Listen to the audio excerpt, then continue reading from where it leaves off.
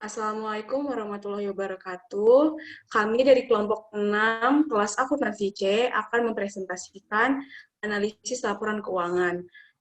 Laporan keuangan yang akan kami analisis pada kesempatan kali ini adalah berasal dari perusahaan PT S Hardware Indonesia Tbk.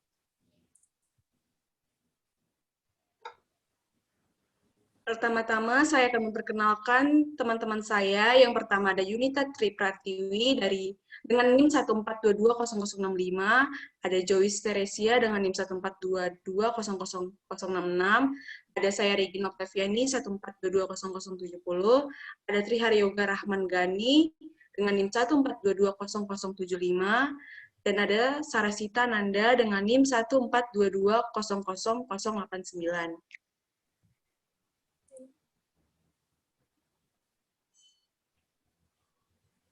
Sebelum kita menganalisis laporan keuangan, ada lebih baiknya kita mengetahui pengertian mengenai rasio keuangan. Rasio keuangan adalah salah satu metode analisa keuangan yang digunakan sebagai indikator penilaian perkembangan perusahaan dengan mengambil data dari laporan keuangan selama periode akuntansi, sehingga dapat diketahui kinerja maksimum keuangan perusahaan. Rasio ini seringkali digunakan oleh manajemen perusahaan untuk memutuskan kebijakan-kebijakan yang diberlakukan oleh perusahaan tersebut terhadap penyelamatan aset perusahaan, sehingga tidak salah langkah dalam mengambil keputusan.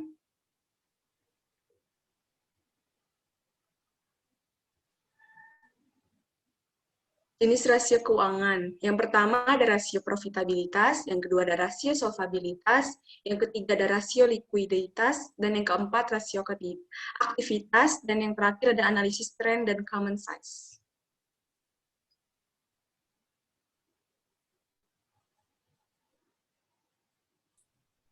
Analisis rasio profitabilitas.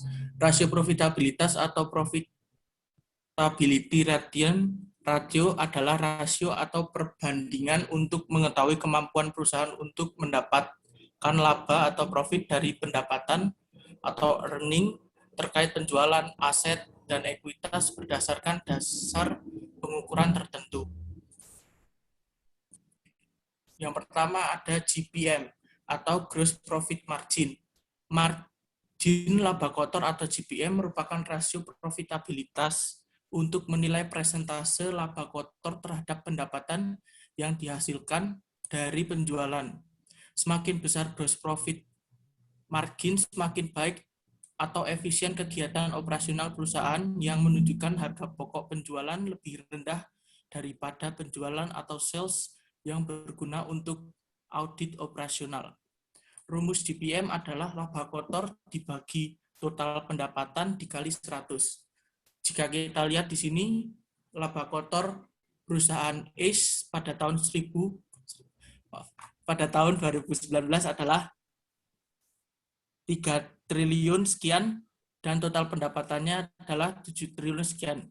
Dan dibagi dan hasilnya adalah 48%. Begitu pula 2020 laba kotornya adalah 3 triliun sekian dibagi total pendapatan 7 triliun sekian dan mendapatkan persentase 49%.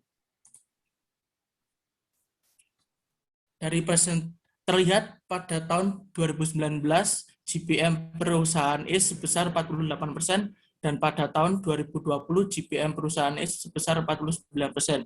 Dari data di atas dapat disimpulkan bahwa pada tahun 2020 GPM PT ACE Hardware Indonesia meningkat sebesar 1%, yang artinya kegiatan operasional perusahaan meningkat 1% dari tahun sebelumnya. NPM atau Net Profit Margin. Net Profit Margin atau margin laba bersih merupakan rasio profitabilitas untuk menilai persentase laba bersih yang didapat setelah dikurangi pajak terhadap pendapatan yang diperoleh dari penjualan. Semakin tinggi net profit margin, semakin baik operasi suatu perusahaan. Rumus dari NPM adalah laba bersih setelah pajak dibagi penjualan. Laba bersih setelah pajak pada tahun 2019 senilai 1 triliun sekian. Dan pendapatan penjualan bersih senilai 7 triliun sekian. dan dapat dihasilkan NPM 13%. Sedangkan pada tahun 2020 laba bersih setelah pajak adalah 700 sekian miliar. Pendapatan penjualan bersih senilai 7 triliun sekian dan mendapatkan hasil NPM sebesar 10%.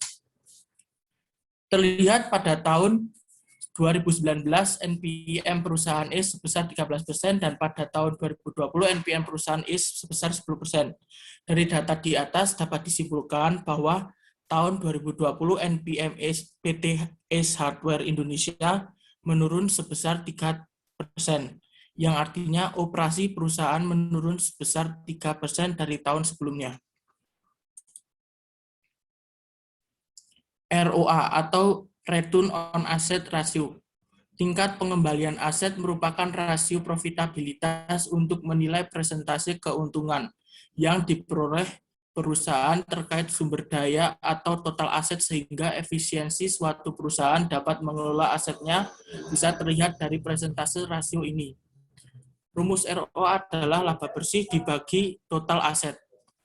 Laba bersih pada tahun 2019 senilai 1 triliun sekian, dan total aset pada tahun 2019 senilai 6 triliun sekian dan menghasilkan ROA sebesar 15%. Pada tahun 2020, laba bersih senilai 700 miliar sekian dan total aset senilai 7 triliun sekian dan menghasilkan ROA 10%.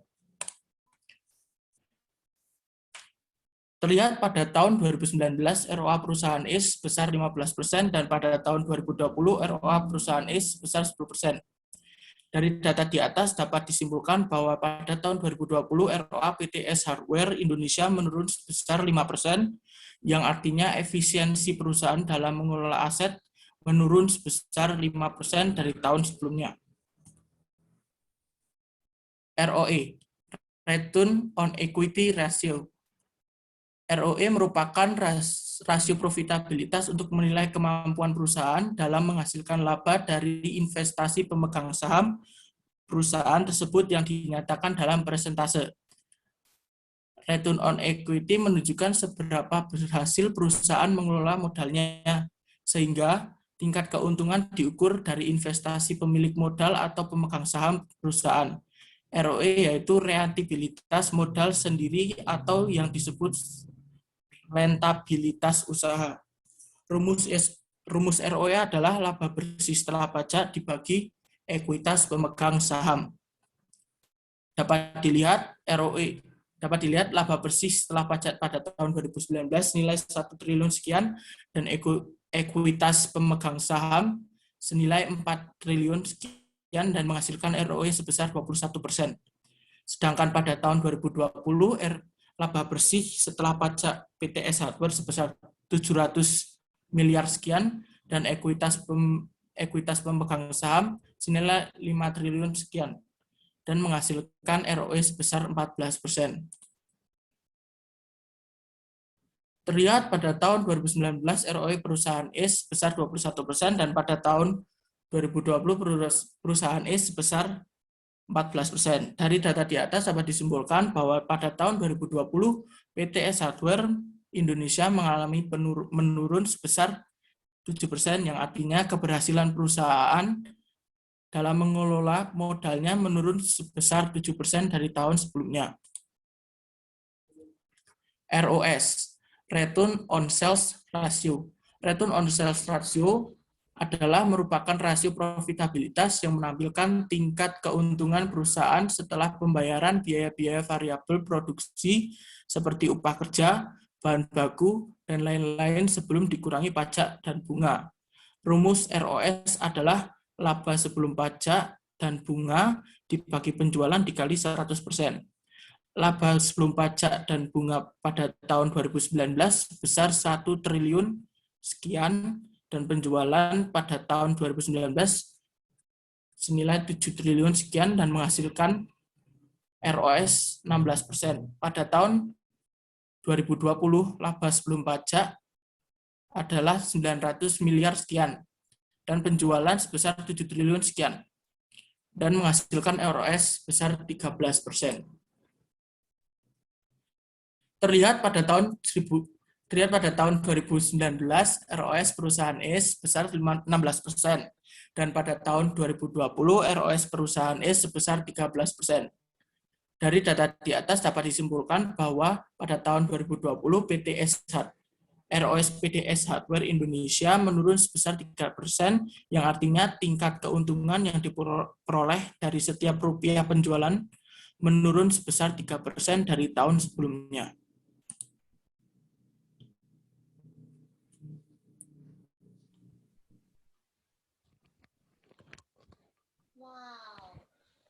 Rasio solvabilitas, yaitu perbandingan antara besarnya aktiva yang dimiliki perusahaan dengan utang-utang yang harus ditanggung. Dari rasio solvabilitas ini, kita bisa mengetahui sejauh mana perusahaan mampu melunasi utangnya jika perusahaan tersebut dilikuidasi. Jenis rasio solvabilitas. Yang pertama yaitu debt to total asset ratio atau DAR, merupakan rasio utang yang digunakan untuk mengukur perbandingan antara total utang dengan total aktiva. Dengan kata lain, seberapa besar aktiva perusahaan dibiayai oleh utang atau seberapa besar utang perusahaan berpengaruh terhadap pengelolaan aktiva. Rumusnya yaitu total utang dibagi total aset dikali 100%. Kemudian ada debt to equity ratio atau DER, sebuah rasio keuangan yang membandingkan jumlah hutang dengan ekuitas. Rumusnya yaitu total utang dibagi ekuitas dikali 100%.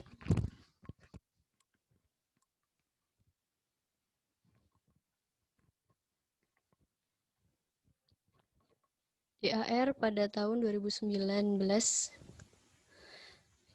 total utangnya adalah 1 triliun sekian, dibagi total asetnya adalah 6 triliun sekian dikali 100%, hasilnya sama dengan 27,61%. Kemudian yang 2020 adalah total utang 1 triliun sekian dibagi total aset 7 triliun sekian dikali 100%, menghasilkan 26,18%. Kesimpulannya, rasio DAR yang sehat atau baik umumnya lebih kecil 1 kali atau lebih kecil 100%. Jadi nilai DAR tahun 2019 dan 2020 adalah sehat atau baik.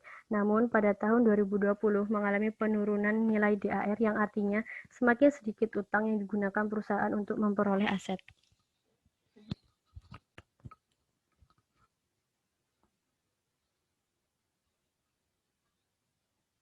Berikut grafik DAR tahun 2019 dan 2020.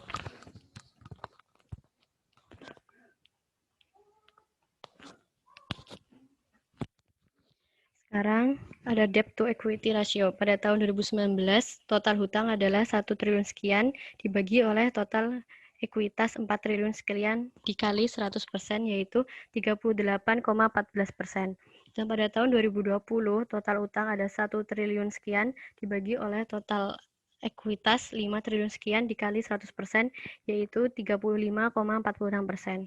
Kesimpulannya, DER yang ideal yaitu di bawah angka 1 atau di bawah angka 100%. Jadi nilai DER tahun 2019 dan 2020 adalah ideal. Namun pada tahun 2020 nilai DER ada penurunan yang berarti maka sumber keuangan perusahaan akan semakin kecil dibiayai oleh pemberi utang, bukan oleh sumber keuangannya sendiri.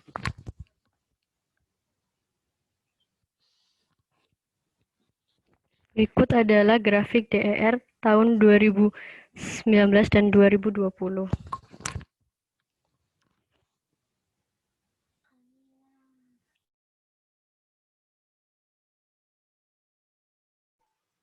Selanjutnya adalah rasio likuiditas. Jadi rasio likuiditas adalah rasio keuangan yang menunjukkan kemampuan finansial perusahaan dalam memenuhi kewajiban jangka pendeknya tepat waktu kepada kreditur.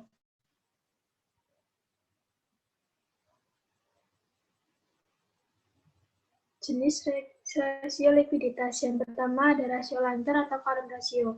Rasio lancar digunakan dalam mengukur kemampuan perusahaan untuk memenuhi kewajiban jangka pendeknya yang akan jatuh tempo dengan menggunakan total aset lancar yang ada. Di sini rumusnya adalah aktiva lancar dibagi dengan hutang lancar. Selanjutnya untuk rasio sangat lancar adalah rasio yang memiliki kemampuan untuk memenuhi kewajiban jangka pendeknya. Dengan kata lain, rasio ini menguji seberapa banyak perusahaan memiliki aset untuk melunasi semua kewajibannya. Di sini rumusnya adalah aktiva lancar dikurangi persediaan dibagi hutang lancar.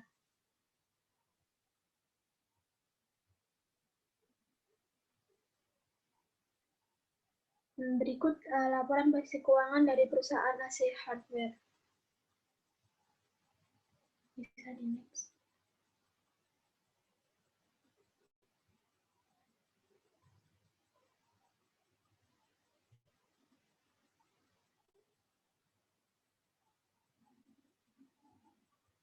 Oke, yang pertama current ratio. Untuk tahun 2019 terdapat aktiva lancarnya itu ada 4 triliun sekian, dibagi dengan hutang lancarnya ada 783 miliar sekian. Jadi hasilnya itu ada 5,57785. Sedangkan untuk tahun 2020, untuk hutang aktiva lancarnya itu ada 5 triliun sekian, dan untuk dibagi dengan hutang lancarnya itu ada 844 miliar sekian. Sehingga hasilnya adalah 5,95876. Kesimpulannya, current rasio perusahaan Asia itu jika lebih dari 1 kali, maka untuk tahun 2019 dan 2020 perusahaan sudah memiliki kemampuan yang baik dalam melunasi kewajibannya. Dan dapat kita lihat dari hasil kedua tahun tersebut, jika perusahaan Asia memiliki peningkatan dari tahun sebelumnya dalam kemampuan melunasi hutangnya.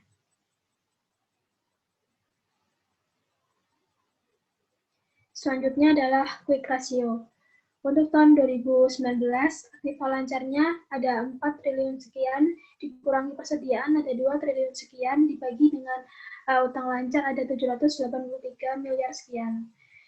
Hasilnya adalah 2,1916. Dan untuk tahun 2020, aktiva lancarnya ada 5 triliun sekian, dikurangi persediaan 2 triliun sekian, dibagi dengan utang lancar 844 miliar sekian. Dapat disimpulkan bahwa jika hasil dari quick ratio itu lebih dari 1, maka menunjukkan kemampuan perusahaan yang baik dalam memenuhi kewajibannya. Jadi pada tahun 2019 dan 2020, perusahaan sudah dapat menggunakan aset lancar untuk melunasi kewajiban lancarnya, dan entitas perusahaan AC dapat dikatakan sehat secara finansial dan semakin baik karena terdapat kenaikan sebesar 0,8637.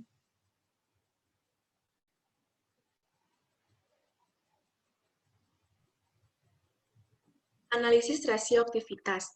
Rasio aktivitas digunakan untuk mengetahui efisiensi organisasi dalam memanfaatkan asetnya untuk menghasilkan kas dan pendapatan.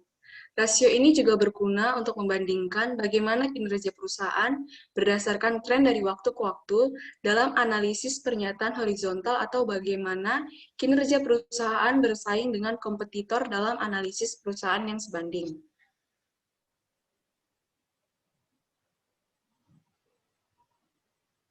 Yang pertama dari analisis rasio aktivitas ada kas rasio. Analisis ini memberi informasi mengenai posisi kas yang dapat menutupi utang lancar dengan membanding antara kas dan aktiva lancar yang dapat segera menjadi uang kas dengan utang lancar. Rasio kas yang bagus adalah rasio kas yang dinilai di atas 1 atau rasio kas yang memiliki tren. Rumus dari kas rasio sendiri itu adalah kas dan setara kas dibagi kewajiban lancar. Kas dan setara kas pada tahun 2019 ada 1 triliun sekian dengan kewajiban lancar yang 600 miliar sekian, dan hasilnya kas rasio pada tahun 2019 adalah 1,7911333867. Pada tahun 2020, kas dan setara kasnya ada 2 triliun sekian, dan kewajiban lancarnya ada 700 miliar sekian, dan didapatkan kas rasionya 2,9342000675. Berikut adalah grafik kas rasio. Terlihat dari grafik tersebut bahwa rasio kas PT Ash Hardware Indonesia selama tahun 2019 adalah sebesar 1,79 kali, dan tahun 2020 mengalami peningkatan menjadi 2,93 kali. Pada tahun 2020, PTS Hardware Indonesia memiliki rasio kas sebesar 2,93 kali. Hal ini menunjukkan bahwa kas PTS Hardware Indonesia sebesar 2 kali utang jangka pendeknya.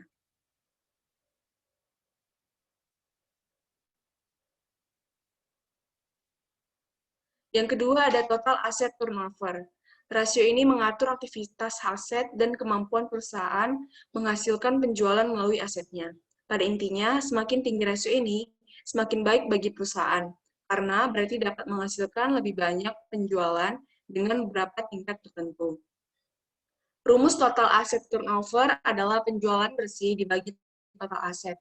Pada tahun 2019, penjualan bersih PTS Hardware Indonesia ada 8 triliun sekian dengan total asetnya 6 triliun sekian dan didapatkan total aset turnover-nya 1,22. Sedangkan pada tahun 2020 penjualan bersihnya 7 triliun sekian dengan total asetnya 7 triliun sekian dengan didapatkan rasio perputaran asetnya 1,022.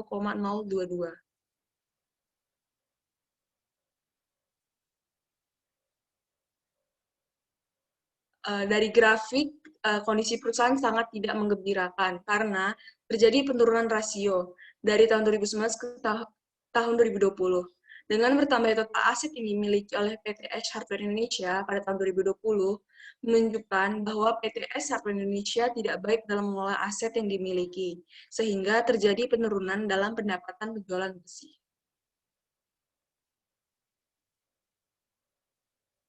Yang ketiga ada current rasio perputaran untuk mengukur kemampuan perusahaan dalam menghasilkan penjualan dari aset lancarnya seperti kas, inventaris, piutang, dan lain-lain. Nilai yang lebih besar untuk rasio ini lebih disukai, karena ini berarti kemampuan menghasilkan lebih banyak penjualan dari sejumlah aset lancar tertentu. Rumus saran aset turnover adalah penjualan bersih dibagi aset lancar rata-rata. Sebelum itu, kita perlu mencari rata-rata aset lancar dengan cara total aset lancar pada tahun 2018 dibagi dengan total aset lancar pada tahun 2019. Hasilnya rata-rata aset lancarnya ada 4 triliun 137 miliar sekian. Dan total aset lancar dari tahun 2019 dan 2020 adalah 4 triliun 702 miliar.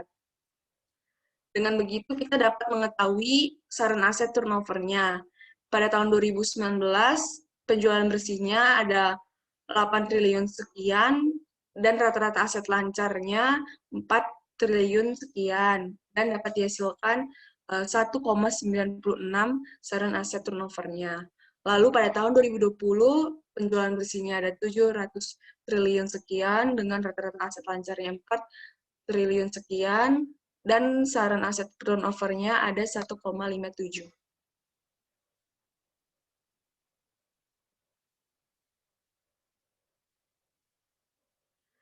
Dilihat melalui grafik World Cup itu modal kerja PTS Hardware Indonesia pada tahun 2019 adalah sebesar 2,21.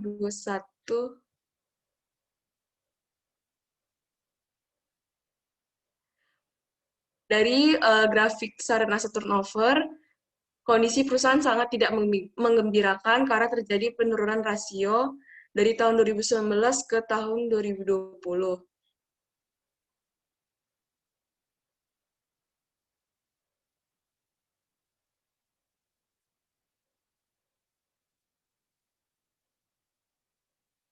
Di mana pada tahun 2019 perputaran total aset lancar sebanyak 1,96 kali. Namun pada tahun 2020 hanya terjadi 1,57 kali. Dengan demikian, dapat disimpulkan bahwa pada tahun 2020, perusahaan PTS Hardware Indonesia tidak mampu meningkatkan penghasilan penjualannya melalui aset lancar yang dimiliki. Yang keempat dari analisis rasio aktivitas ada work capital turnover. Rasio ini mengukur jumlah uang tunai yang dibutuhkan untuk menghasilkan tingkat penjualan tertentu. Mengingat hal ini, modal kerja yang tinggi kemungkinan besar mengindikasikan penggunaan modal kerja yang menguntungkan. Dengan kata lain, penjualan harus mencukupi terkait dengan modal kerja yang tersedia. Rumus work capital turnover adalah penjualan bersih dibagi modal rata-rata. Nah, sebelumnya kita harus mencari modal kerja rata-ratanya. Pada tahun 2019, rumusnya itu total aset lancar dibagi total kewajiban lancar. Di mana total aset lancar pada tahun 2019 ada 4 triliun 208 miliar sekian, dan total kewajiban lancarnya ada 684 miliar sekian. Dan dapat dihasilkan modal kerjanya 3 triliun sekian. Dan pada tahun 2020, total aset lancarnya ada 4 triliun 869 miliar sekian, dan total kewajiban lancarnya ada 745 miliar sekian. Dan modal kerjanya adalah 4 triliun 124 miliar sekian. Setelah itu kita dapat mencari work capital turnover dengan pada tahun 2019 penjualan bersihnya ada 7 triliun 792 miliar sekian, dan net working capitalnya ada 3 triliun 524 miliar sekian, dan didapatkan work capital turnover-nya ada 2,21. Dan pada tahun 2020 penjualan bersihnya adalah 700 triliun 121 miliar, dan modal kerjanya 4 triliun 124 miliar sekian, dan didapatkan work capital turnover-nya ada 1,72.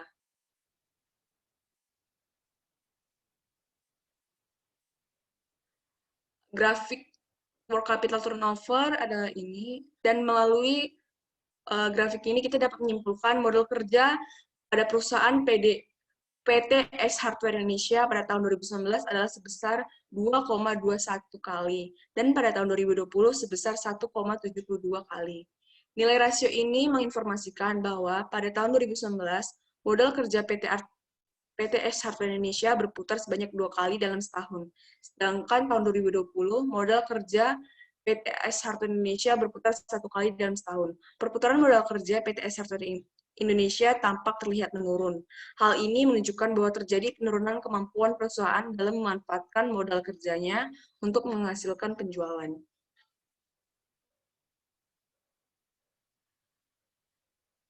Dan yang terakhir adalah cost turnover.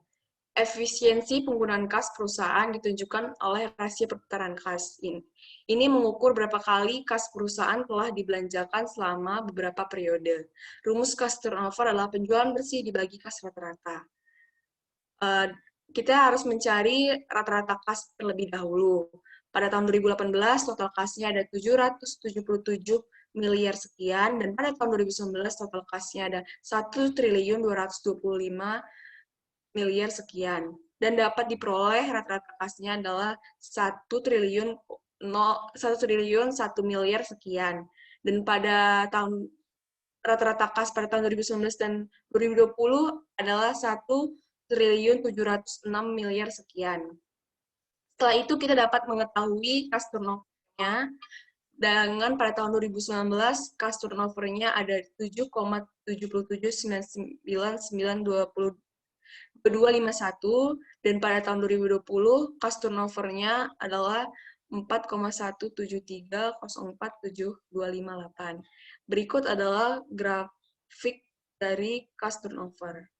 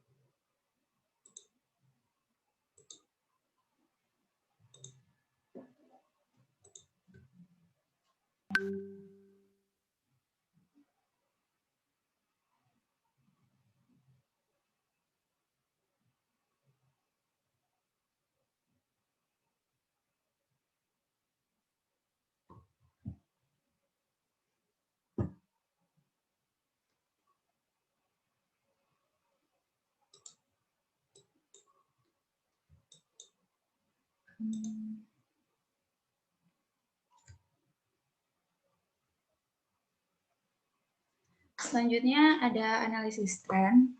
Analisis tren adalah sebuah metode untuk membuat analisis keuangan yang digunakan dengan cara membandingkan laporan keuangan dari beberapa tahun lalu. Setelah dibandingkan, akan terlihat sebuah kecenderungan kondisi ke perusahaan.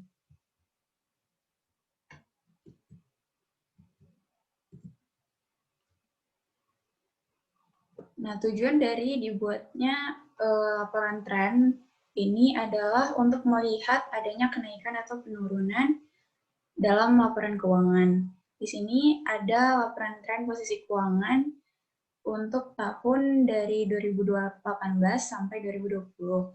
Di sini tahun dasar yang kita gunakan adalah tahun 2018. Jadi kita membandingkan tahun 2019 dan 2020 dengan tahun 2018.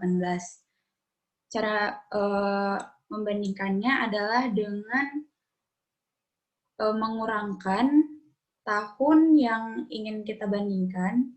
Di sini kita pakai tahun 2019 misalnya, dengan tahun dasarnya, lalu dibagi dengan tahun dasarnya. Di sini kita melihat ada kenaikan pada jumlah aset lancar. Pada tahun 2019, kenaikannya yaitu sebesar 6,67% dari tahun 2018. Begitu juga dengan tahun 2020 ada kenaikan sebesar 22,91%. Lalu untuk jumlah aset tidak lancarnya ada kenaikan juga sebesar 85,51% pada tahun 2019 dan kenaikan 80,61% pada tahun 2020. Untuk jumlah aset, ada kenaikan sebesar 24,82% di tahun 2019 dan 36,19% pada tahun 2020. Nah, untuk jumlah aset ini, penyumbang terbesarnya adalah di jumlah aset tidak lancar. Pada tahun 2019, di sini kita bisa melihat aset tetapnya itu yang paling yang kenaikannya itu paling signifikan. Lalu lanjut ke liabilitas. Di sini ada jumlah liabilitas jangka pendek juga mengalami kenaikan pada tahun 2019 sebesar 24,14%, lalu di tahun 2020 ada 33,89%. Untuk liabilitas jangka panjang juga sebesar 160,101% di tahun 2019 dan 159,52% di tahun 2020. Lalu untuk jumlah liabilitas di tahun 81,03 di tahun 2019 mengalami kenaikan sebesar 81,03%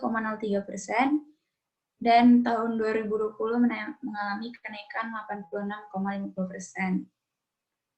Untuk sahamnya tidak ada kenaikan ataupun penurunan. Lalu jumlah ekuitasnya juga mengalami kenaikan di tahun 2019 yaitu sebesar 10,41% dan di tahun 2020 sebesar 23,30%. Lalu di sini ada juga grafik untuk tren posisi keuangan. Di sini kita membandingkan yang tahun 2019 dengan di tahun 2020. Di sini rata-rata mengalami kenaikan, mulai dari aset lancarnya, semakin menaik dari tahun 2019 ke 2020. Dengan aset tidak lancar mengalami penurunan di tahun 2020. Untuk liabilitas jangka pendek, mengalami kenaikan dari tahun 2019 ke 2020, begitu juga dengan liabilitas jangka pendek Lalu ada liabilitas jangka panjang. Dan yang keenam ini jumlah liabilitas serta jumlah ekuitas mengalami kenaikan juga dari tahun 2019 ke 2020. Selanjutnya ada laporan tren untuk laba rugi. Di sini kita bisa melihat penjualan bersih pada tahun 2019 dan 2020 sama-sama mengalami kenaikan. Tahun 2019 mengalami kenaikan sebesar 12,47%. Begitu juga pada tahun 2020 mengalami kenaikan 2,39%. Kenaikan ini dapat kita lihat apabila yang tahun 2020 ini kita bandingkan dengan tahun dasarnya, yaitu 2018. Tapi jika kita lihat dengan 2019, tahun 2020 ini malah mengalami penurunan dari tahun 2019. Lalu ada beban pokok penjualan. Pada tahun 2019 mengalami kenaikan dari tahun 2012 sebesar 12,09%. Namun pada tahun 2020 mengalami penurunan sebesar 1,13% dari tahun 2018. Untuk jumlah laba brutonya yang tahun 2019 mengalami kenaikan sebesar 12,89%, dan tahun 2020 hanya mengalami kenaikan dari tahun 2018 sebesar 6,27%. Lalu kita bisa lihat di sini jumlah labanya di tahun 2019 itu masih mengalami kenaikan sebesar 4,85%, sementara di tahun 2020 mengalami penurunan sebanyak 25,09%. Nah, penurunan ini dapat kita lihat dengan banyaknya beban yang mengalami kenaikan di tahun 2020, akan tetapi penjualannya itu naiknya tidak signifikan, tidak sebanding dengan kenaikan beban yang dialami di tahun 2020. Lalu ada jumlah laba rugi komprehensif. Jumlah laba rugi komprehensif ini di tahun 2019 maupun 2020 mengalami penurunan di tahun 2019 sebesar 6,40% dan di tahun 2020 sebesar 20,17%. Lalu untuk grafiknya, di sini kita dapat melihat penurunan yang terjadi. Untuk penjualan bersih masih mengalami kenaikan. Di tahun 2019, kenaikannya jauh lebih besar dibandingkan 2020 untuk penjualan bersih. Lalu beban pokok penjualan 2019 juga mengalami kenaikan, tetapi 2020 malah mengalami penurunan.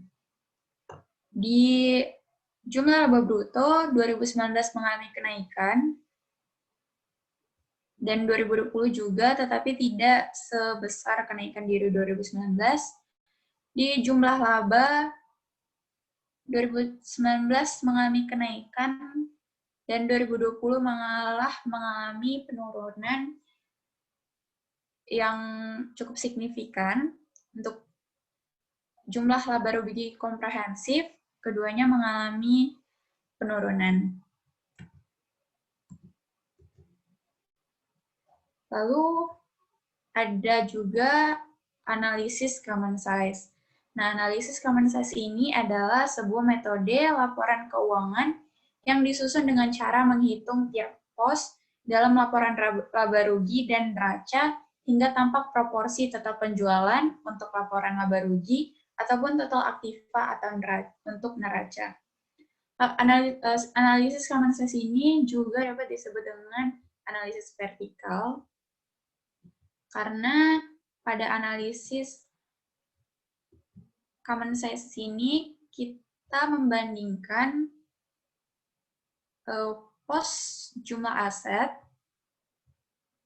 dengan pos-pos lainnya yang terdapat pada laporan keuangan.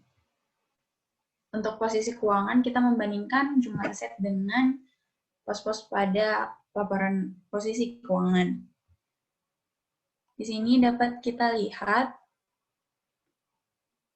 mulai dari tahun 2018, untuk jumlah aset lancar itu sebanyak 76,9% dari total asetnya, dan untuk aset tidak lancarnya itu sebanyak 23,02%. Untuk tahun 2019, jumlah aset lancarnya ini sebanyak 65,79%, dan untuk aset tidak lancarnya sebanyak 34,21% dari total aset yang ada di tahun 2019.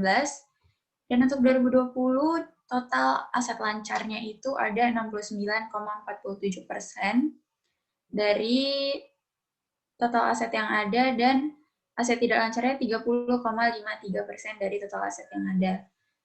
Di sini dapat kita lihat total aset lancarnya mengalami penurunan dari 2018 hingga ke 2020. Dari 2019 ke 2020 ada sedikit kenaikan. Lalu untuk aset tidak lancarnya, dari 2018 ke 2019 itu ada kenaikan, tetapi 2019 ke 2020 dia ada penurunan. Lalu untuk jumlah liabilitas itu ada sebanyak 27,94% dari total aset yang ada di tahun 2020. Lalu untuk 2019 ada sebanyak 29,59%. Untuk 2018 ada 20,40%.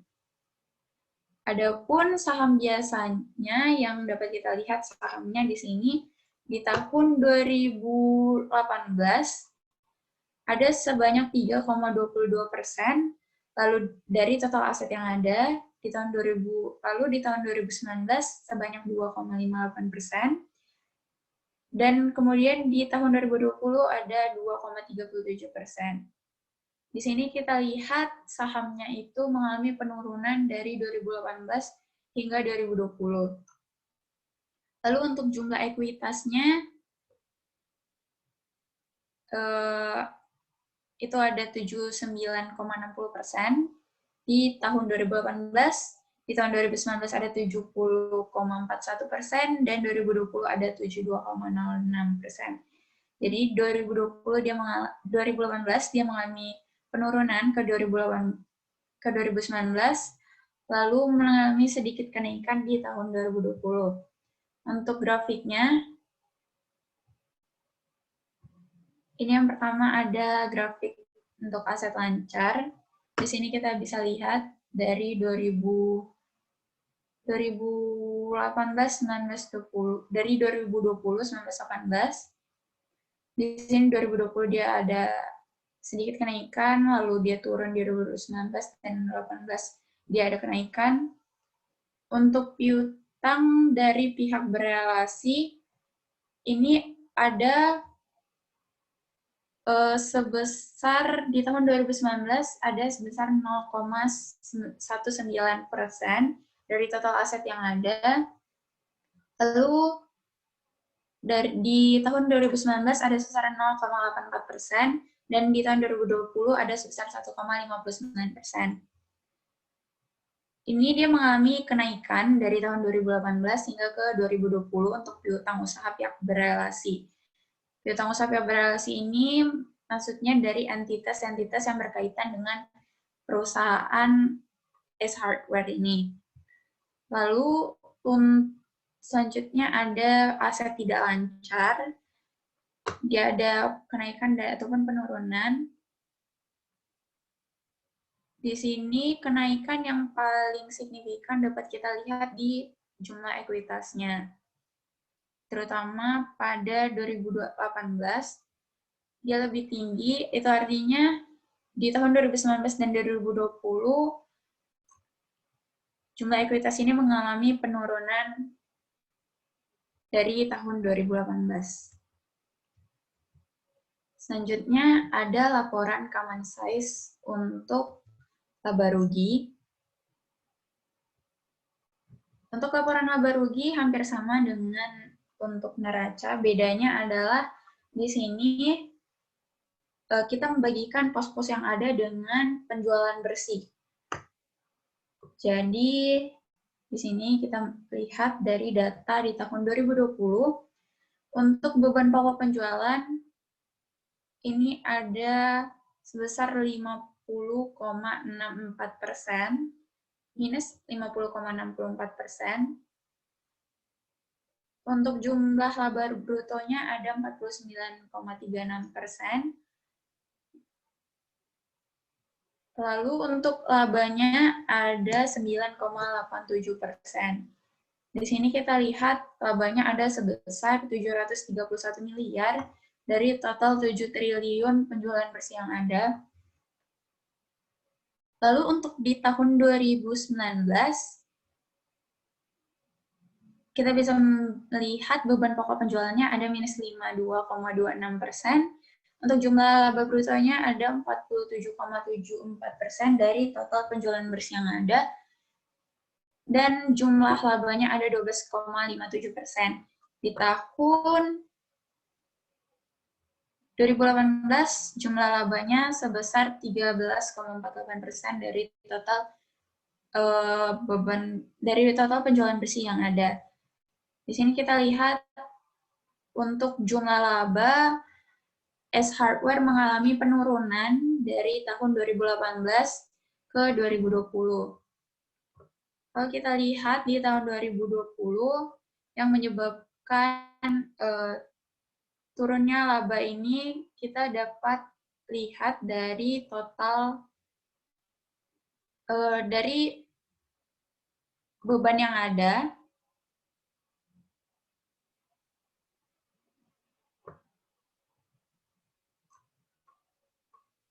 Lalu untuk beban pokok penjualannya itu dari tahun 2020 lebih rendah dari tahun 2019 maupun 2018. Lebih tinggi maksud saya dari tahun 2019 dan 2018. Untuk penjualan bersihnya juga di tahun 2020 kita bisa lihat penjualan bersihnya itu sebesar 7 triliun 412 miliar. Kalau kita bandingkan dengan tahun 2019 itu ada 8 triliun 142 miliar. Lalu ada jumlah laba rugi komprehensif. Ini di tahun 2020 ada sebanyak 11,25% dari total penjualan bersih yang ada di tahun 2020. Lalu untuk 2019 ada 12,01% dan di tahun 2018 ada 14,43%. Untuk grafiknya kita bisa lihat di sini. Di tahun 2018 sampai ke 2020 untuk beban pokok penjualan mengalami penurunan. Untuk jumlah laba bruto mengalami sedikit kenaikan dari 2018 ke 2019 lalu ke 2020. Untuk jumlah labanya juga mengalami jumlah labanya mengalami penurunan dari 2018 ke 2020. Lalu juga untuk laba rugi komprehensifnya mengalami penurunan.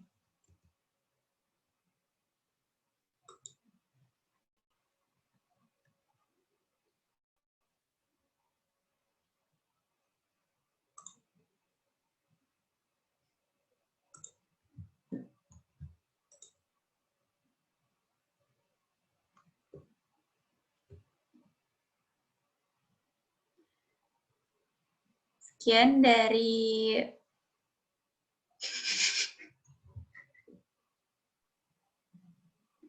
sekian dari presentasi kami. Kurang lebihnya mohon maaf. Terima kasih.